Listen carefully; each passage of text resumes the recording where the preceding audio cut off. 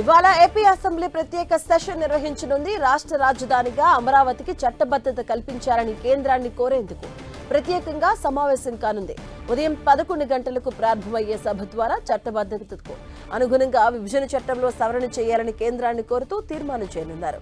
ఉమ్మడి మద్రాసు రాష్ట్రం నుంచి ఇటీవల వరకు చోటు చేసుకున్న పరిణామాలన్నింటినీ ముఖ్యమంత్రి చంద్రబాబు తన ప్రసంగంలో వివరించబోతున్నారు. అమరావతి విధ్వంసానికి జగన్ పాల్పడడం, రాజధాని పరిరక్షణకు ఉద్యమించిన రైతులపై దమనకాండ తదితర అంశాలను సభలో ఎండగట్టనున్నారు. విభజన చట్టం సెక్షన్ 5లోని సబ్ సెక్షన్ 2లో ఎట్ అమరావతి అన్న పదాన్ని చేర్చాలని తీర్మానం చేయనున్నారు. తీర్మానాన్ని శాసనసభ ఆమోదించాక ఈ రోజే కేంద్ర ప్రభుత్వానికి పంపబోతున్నారు. అసెంబ్లీ ప్రత్యేక సమావేశానికి వైసీపీ ఎమ్మెల్యేలు హాజరవుతారా లేదా అన్న విషయంలో ఆ పార్టీ నుంచి స్పష్టత లేదు. జగన్ 26వ తేదీనే తాడేపల్లి నుంచి బెంగళూరుకు వెళ్లిపోయారు. ఎమ్మెల్యేలకు అసెంబ్లీ సమావేశం గురించి పార్టీ నుంచి సమాచారం ఇవ్వకపోవడంతో వారంతా వారి ప్రాంతాల్లో ఉన్నారు.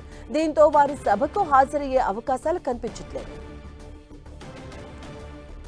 రాష్ట్ర రాజధానిగా అమరావతి చిరస్థాయిగా కొనసాగేలా భవిష్యత్తులో ఎవరు అధికారంలోకి వచ్చినా రాజధానిని అమరావతి నుంచి అంగుళం కూడా కదిపేందుకు వీల్లేని విధంగా చట్ట సవరణ చేయబోతున్నారు. విభజన చట్టానికి సవరణ చేసి అమరావతికి చట్టబద్ధత కల్పిస్తే భవిష్యత్తులో రాజధానిని ఇక్కడి నుంచి తరలించడం దాదాపు అసాధ్యం. అలా చేయాల్సి వస్తే మళ్లీ కేంద్రం చట్ట సవరణ చేయాల్సి ఉంటుంది.